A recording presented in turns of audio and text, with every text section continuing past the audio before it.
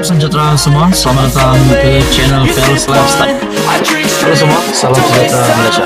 Salam sejahtera Malaysia. Halo semua, salam sejahtera Malaysia. Salam sejahtera Malaysia. Halo semua, salam sejahtera Malaysia.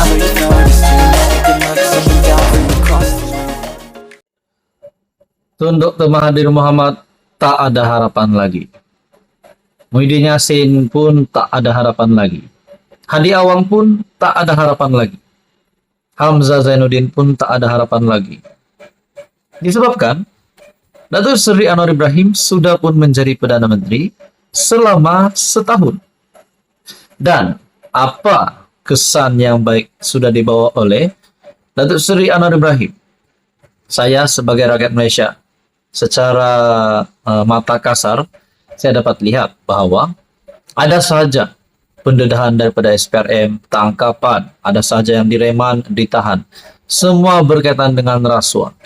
Bukan saja melibatkan pemimpin-pemimpin politik yang kecil, tetapi juga melibatkan pemimpin politik yang besar.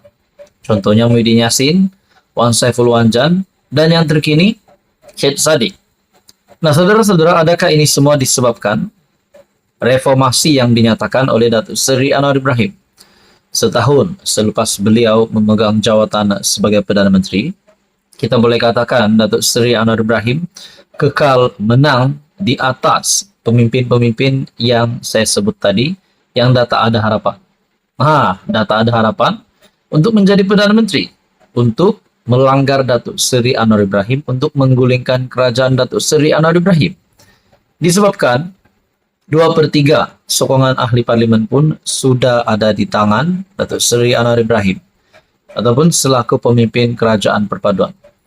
Nah, saudara-saudara, apa yang berlaku selepas Datuk Seri Anwar Ibrahim menjadi Perdana Menteri? Sesuai perkongsian daripada artikel dari Malaysia Kini, setahun PM Anwar, perangi rasuah tahap maksimum, payung rahmah buat rakyat. Wow.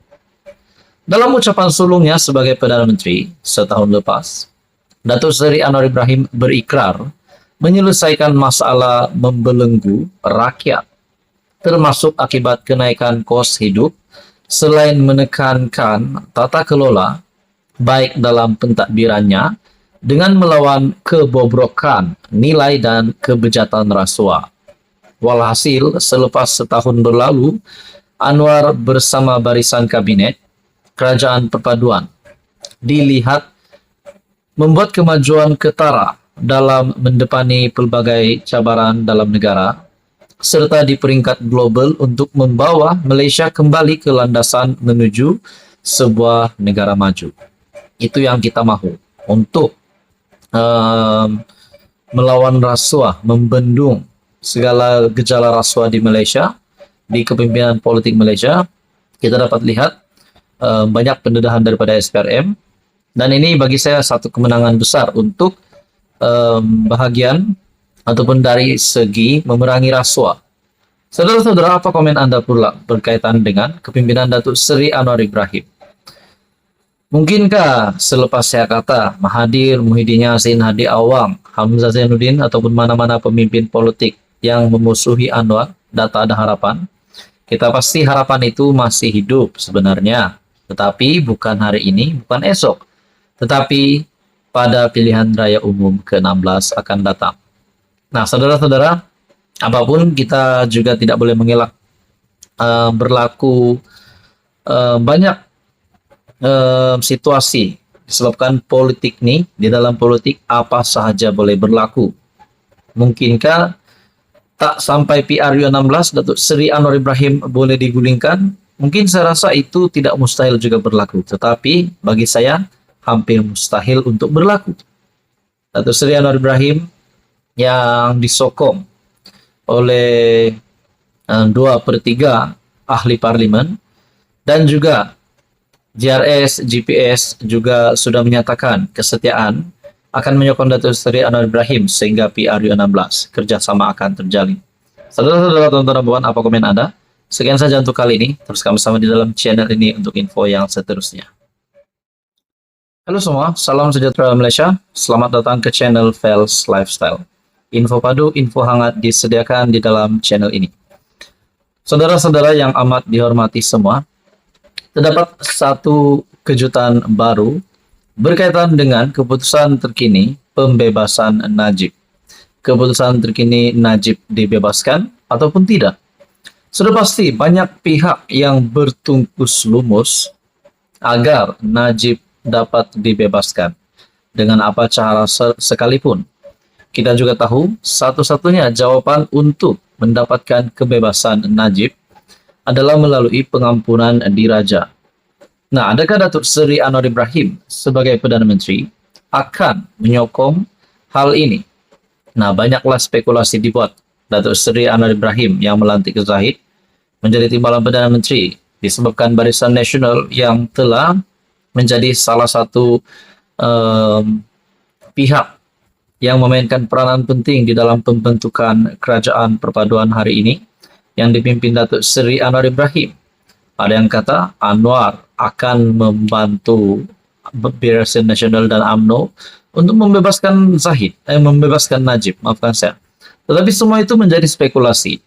Kita pun tak tahu adakah Datuk Seri Anwar Ibrahim akan mengambil langkah itu ataupun bagaimana. Tetapi yang kita tahu, jawaban yang pasti adalah bagi isu pengampunan keputusan terkini Najib dibebaskan adalah satu-satunya jawaban adalah daripada yang di Pertuan Agong ataupun keputusan pengampunan diraja.